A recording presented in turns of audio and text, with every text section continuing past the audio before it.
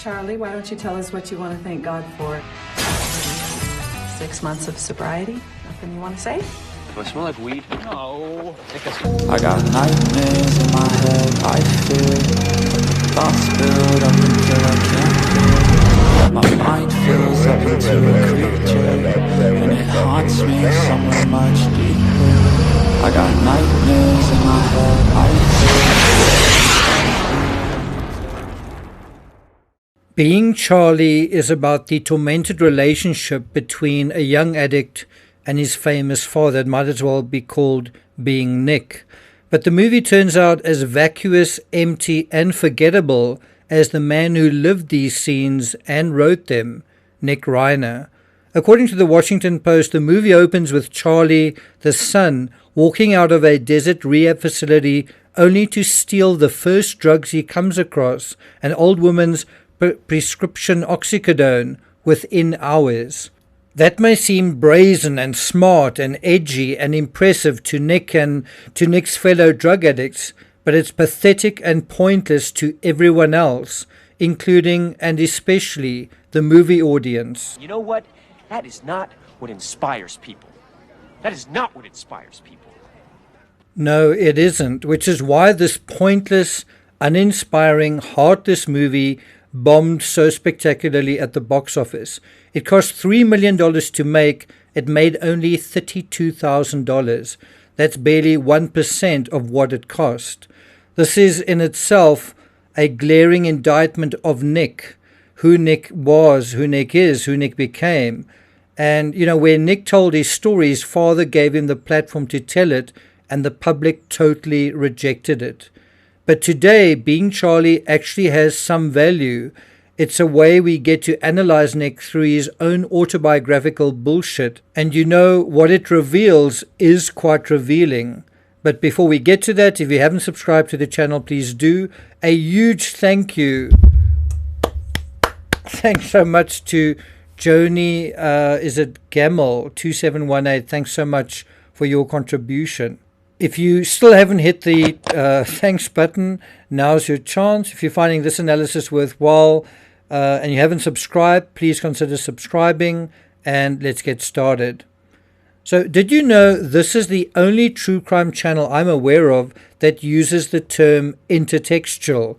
It's what I call a true crime rocket science-ism. And this is another example of it. This entire video is about the intertextuality of this movie compared to Nick and Rob's real life. And what we see is father and son making a movie about father and son, about themselves, and then we look at the intertextualities that flow out of it. According to the Collins Dictionary, intertextuality has to do with the links between one literary work and another, but it can also be movies, poems, music, art, or even the fabric of a crime. Intertextuality in true crime really has to do with how the fabric, the pattern, the context in one set of circumstances, in one case, in one scenario, how that juxtaposes, how that compares with another. In the most basic way, we can look at a statement made at one point, such as those made by John and Patsy Ramsey in, when was it, April 97, and we compare those to those made by the same individuals in June 1998, and how intertextual are they, how similar are they, and indeed how dissimilar are they, where they talk about the same things. And in this sense, statement analysis, but also pattern recognition, is a very important tool. Intertextuality is a very important tool to use in true crime. It's also something you can use in your own life to compare certain patterns and circumstances that you are going through at one stage to another, and why are things different at one stage or another. What is interesting with intertextuality is how and where it resonates. That is often surprising, but also where it doesn't. That can also be surprising and interesting. In this case, we are looking at self-made statements by father and son in a movie and trying to determine the intertextualities with real life, but in the context of double murder. My mother's oxys. Now, although the rap identifies 11 insights from the movie, I'm only going to focus on 5, starting with number 1, twisted psychology. It may be that Nick's choice to use a knife is a particularly twisted in-joke that actually comes from a fiction used in this film.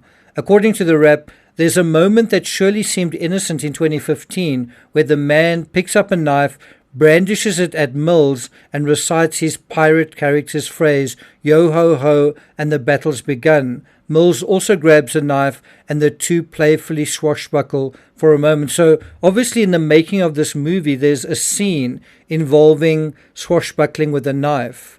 And obviously Nick and Rob were involved in bringing this scene to the screen.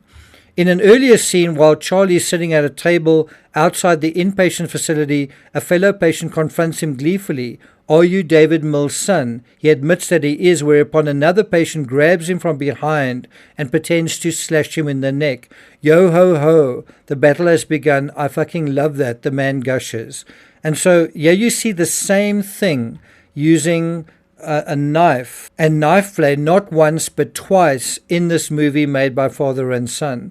I wonder whether when the Reiners were killed, whether their killer wasn't thinking about this scene and didn't chant these words when he killed Rob and Michelle, "Yo ho ho, the battle has begun." Because I can't imagine brooding Nick didn't watch the movie about himself over and over again, trying to figure out what was wrong with it and what could have been if the movie had been a success, savoring what he liked about it. Well, I bet he liked that part. Number 2, biting the hand that feeds you. If there's an analogy for the drug addict where the more you give them, the more they take, it's this one. And this is also from the rap. Hitchhiking his way back to Los Angeles, Charlie is picked up by a scruffy man in a truck whose cancer-stricken mother is groaning in the back seat. The man stops to drop his mother off at her house, and that is where Charlie steals a bottle of OxyContin from the woman's medicine cabinet. He's caught with a pill bottle and tossed back out onto the dusty road. Now, the rap describes this as the classic conundrum for anyone who tries to help out a desperate addict. Addicts are also addicted to stealing and lying, anything and everything to help themselves. It's an incredibly selfish existence. Everyone else be damned. And I wonder if this self-disclosure in his film, which Nick scripted, might not be brought up at trial by the prosecutor. You know, if Nick could do this to a stranger, to a good Samaritan, couldn't he do it to his parents, right? He could do it to his parents, couldn't he? Stab them in the back after they tried to help him. Number 3, the animus is real. I don't understand why Nick hated his father. His father seemed to do a lot for him, but I guess if you're a drug addict, it's never enough. But I don't think the point is whether we understand that. The point is that this was disclosed even in the film. And so, according to the rap, on multiple occasions, Charlie openly speaks about how much he hates his father, and that makes one think that Nick did the same thing. During a role-playing session in rehab, a fellow patient is playing David Mills, his father, saying to Charlie, "Son, you've been nothing but a disappointment to me." A counselor says, "Charlie, do you have anything you want to say to your dad?" Blank-faced Charlie, in other words Nick, replies, "I don't know. Fuck you." During a halfway house talent show, Charlie is dusting off his stand-up routine. This is that scene. I know what you're thinking. Who is this kid with the silver spoon in his mouth, and why does he keep cooking heroin in it? Total waste of a good utensil. Well, that same scene cuts off just before Nick's character says, "So yeah, my dad's a piece of shit. I don't have a joke, just wanted to say it."